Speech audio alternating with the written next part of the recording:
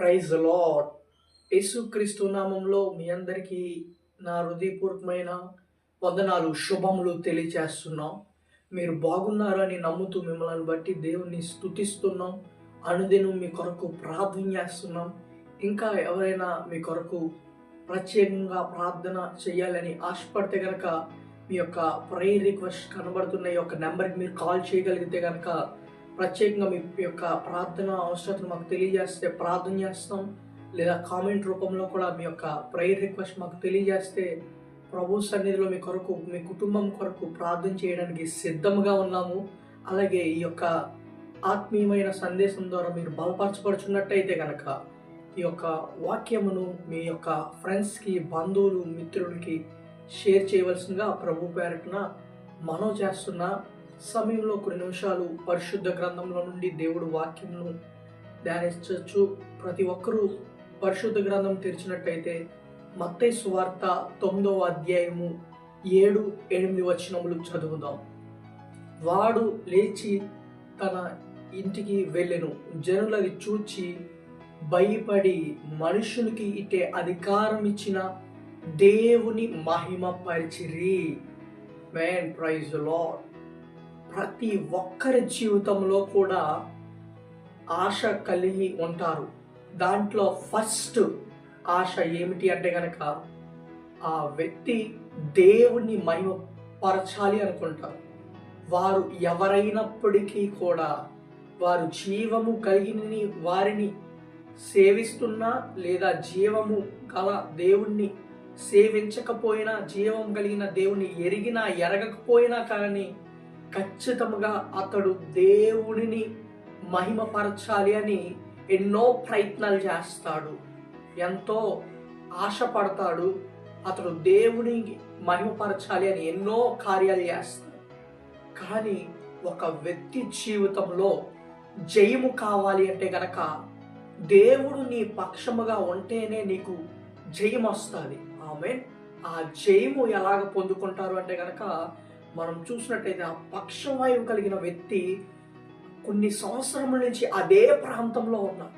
ఆ ప్రాంతంలో నుండి ఎప్పుడైతే లెగిసి నువ్వు నీ ఇంటికి వెళ్ళు అని యేసుక్రీస్తు వారు చెప్పారో, యేసుక్రీస్తు వారు ఎప్పుడైతే తన నోటంట ఆ మాట సెలవిచ్చాడో అతడు లెగిసి తన ఇంటికి వెళ్తుంటే అక్కడ ఉన్న జనులందరూ చూచి దేవుణ్ణి మహిమపరిచారు అంటే ఆమె ఆ వ్యక్తి లేచి తన ఇంటికి వెళ్ళడానికి ఫస్ట్ అతడు పొందుకున్నది ఏంటంటే తన పాపాల్ని, అతిక్రమములను ఒప్పుకొని విడిచిపెట్టాడు. అతను ఎట్లాగ ఒప్పుకొని విడిచిపెట్టాడంటే కనుక భూమి మీద మనిషి కుమారునికి మాత్రమే పాపములు క్షమించే అధికారం కలదు. ఆమె అంటే యేసు క్రీస్తు వారి యొద్ద నుండి ఈ యొక్క పక్షవాయువు కలిగిన వ్యక్తి అధికారము పొందుకున్నట్టుగా మనము చూస్తున్నాము. ఎప్పుడైతే నజరేయుడగు యేసు క్రీస్తు వారి నుంచి ఆ వ్యక్తి అధికారం పొంది ఉన్నాడో అతడు లేచి తన ఇంటికి వెళ్తుండగా అక్కడ ఉన్న ప్రజలందరూ అతన్ని చూచి భయపడి దేవుని మహిమపరిచారంట. నీ జీవితంలో, నా జీవితంలో కూడా జయము కావాలి అని ఆశిస్తాము. మనము జయము పొందాలి అని ఆశిస్తాం. మనం ఎట్లాగా విజయము పొందాలి, ఎలాగ విజయము సాధించాలి అని ప్రయత్నిస్తూనే ఉంటాం. మనకి విజయము కావాలి అంటే గనక ఒకరోజు ఒక వ్యక్తి ఉన్నాడు. ఆ వ్యక్తి దేవుని దృష్టిలో చాలా బహు ప్రియమైన వాడు. దేవుని యొక్క ఆత్మ చేత నడిపింపబడుతూ ఆయన చిత్తం చేస్తూ ఉన్నాడు.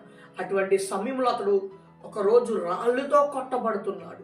అతడి దేహంలో ఉన్న రక్తం అంతా నేలన చిందించబడుతుంది. అక్కడ ఉన్న వాళ్ళందరూ అతన్ని అపహాసిస్తున్నారు. అక్కడ ఉన్న వాళ్ళందరూ కూడా అతని మీద దాడి చేస్తున్నాడు. అక్కడ అనేకులు ఉన్నారు. కానీ వారి ఎవ్వరికి కూడా దేవుడు అంటే భయం లేదు. నీవు దేవుని కొరకు భయపడి దేవుని యొక్క బలం పొందుకొని ధైర్యం తెచ్చుకొని జయ జీవితం జీవిస్తున్నావు అంటే నీ చుట్టూ ఎనిమీస్ ఉండొచ్చు, నీ ఇంట్లోనే నీకు శత్రువులుగా మారిన వారు ఉండొచ్చు. కానీ మీరు భయపడద్దు.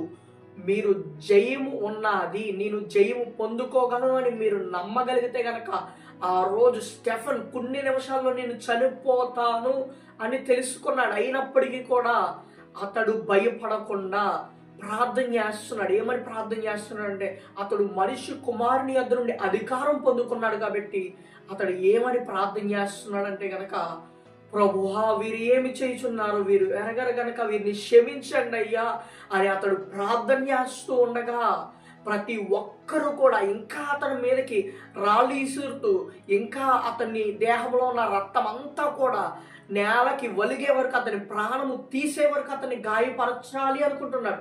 అయినప్పటికీ కూడా అతడు దేవుని యొక్క మనసు కలిగి పరిశుద్ధాత్మ యొక్క శక్తితోటి నిండుకొని, ప్రభువా దయతో వీరిని క్షమించయ్యా, వీరు ఏం చేస్తున్నారు, వీరు ఎరగరు గనక వీరి పాపములను క్షమించు అని స్టెఫెన్ అధికారముతో ప్రార్థన చేస్తున్నాడు. ఆమె అక్కడ పక్షవాయువు కలిగిన వ్యక్తి యేసు క్రీస్తు వారి ద్వారా అధికారం పొందుకున్నారు. ఇక్కడ ఈ యొక్క స్టెఫెను పరిశుద్ధాత్మ యొక్క శక్తి ద్వారా సహాయం పొందుకొని వారి కొరకు ప్రార్థన చేస్తే వారి ప్రతి పాపములు క్షమించబడినాయి. ఆమె ఎందుకు క్షమించబడినాయి అంటే, ఎప్పుడైతే అతడు పరిశుద్ధాత్మతోటి నిండుకొని ప్రార్థన చేస్తున్నాడో ఆ ప్రాంతంలో ఆకాశం తెరవబడి తండ్రి అయిన కుడిపార్శ్వం మీద యేసు క్రీస్తు వారిని చూస్తున్నాడు. ఆమె అక్కడ ఉన్న వాళ్ళందరూ అనుకుంటున్నారు, స్టెఫెన్ చనిపోతున్నాడు, ఇంకా స్టెఫెన్ ఓడిపోయాడు, స్టెఫెన్కి విజయం లేదనుకుంటున్నాడు. కానీ ఎప్పుడైతే ఇంకా అతన్ని కొడుతున్నారు, ఇంకా అతని దేహంలోంచి రక్తం వస్తుందో, కొన్ని నిమిషాల్లో అతడు చనిపోతున్నాడు, అతడు అనుకుంటున్నాడు, నేను ఓడిపోయానని వీళ్ళందరూ అనుకుంటున్నారు ప్రభు, కానీ నేను ఓడిపోలేదు ప్రభు, నీవు నాకు జయమిస్తున్నావు దేవా. ఈ యొక్క శ్రమ వలన, ఈ యొక్క ఇబ్బంది వలన వీరందరూ కూడా భయపడుతున్నారు. రెండోదిగా స్టెఫెను పరలోకములో ఉన్న తండ్రి అయిన దేవుడు తన కుమారుడు యేసు క్రీస్తు వాడు కుడిపార్శ్వం మీద కూర్చొని ఉండట చూస్తున్నాడు. ఆమె ఎప్పుడైతే పరిశుద్ధాత్మతో నిండుకొని వారి కొరకు స్టెఫెన్ ప్రార్థన చేశాడో, స్టెఫెన్ ప్రార్థన విని ఆ ప్రాంతంలో ఆకాశం తెరవబడి ఆమె తండ్రి అయిన దేవుడు తన కుమారుడు యేసు క్రీస్తు వారిని అతడు పరిశుద్ధాత్మ శక్తితో నిండుకొని ఉన్నప్పుడు చూస్తున్నాడు. అతడు జయం పొందుకున్నాడు, అతడు ఓడిపోలేదు. నీకు ఈ లోకములో నీవు బ్రతకడానికి విజయము కావాలి అంటే గనక పరిశుద్ధాత్మ యొక్క సహాయం వలన నీకు విజయం కలుగుతుంది.